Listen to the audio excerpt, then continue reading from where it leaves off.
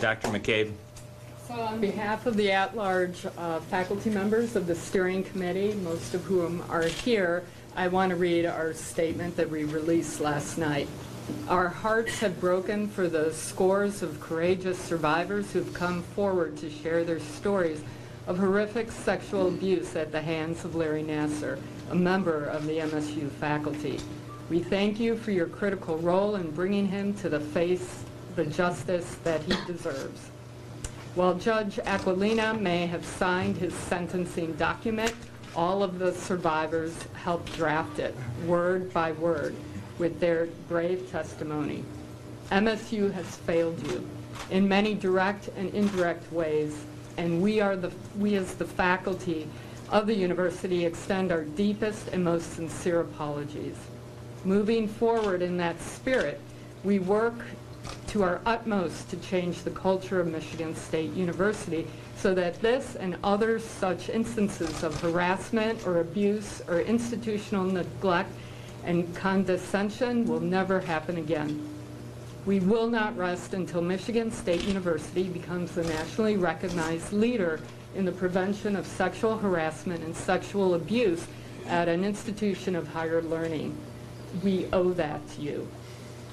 However, our initial efforts have been thwarted by a myopic and entrenched administrative structure that has placed political expediency and institutional branding above the need to regain the trust of the greater MSU community and to promote the healing of those who've suffered at the hands of sexual predators such as Larry Nassar. We were invited to a private meeting of the Board of Trustees on Monday, January 29th, 2018, ostensibly to provide faculty input in an open and transparent sharing session in the mutual interest of love for MSU. 5 members from the board were in attendance, and at this meeting we expressed in no uncertain terms that appointing a former governor with no academic leadership experience as interim president would not be the best way to heal the wounds of our community in this politically polarized climate. We suggested that the interim president have significant experience devising and implementing programs to mitigate sexual harassment and sexual abuse.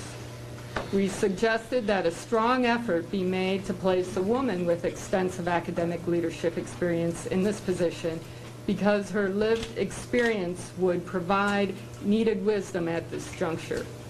Furthermore, we suggested that a month-long or even semester-long process be undertaken to hire an interim president so that all members of the MSU community, from undergrad students to grad students to staff to faculty to deans, could provide input and guidance in a transparent fashion to the Board of Trustees. It appears that not only were none of our suggestions heeded by the Board of Trustees, but we learned of their apparent decision to select Governor Engler through the public media. The Board of Trustees seems to have chosen to ignore major stakeholders of the MSU community in their rush to appoint an interim president. They seem to have selected, without appropriate consultation from the MSU community, an individual with no academic leadership experience as interim president. We have issues with both the selection itself and the selection process that was used, meetings with students, faculty, and deans to give the appearance of consultation. We are sadly forced to bring a motion to hold a vote of no confidence in the Board of Trustees to the academic governance.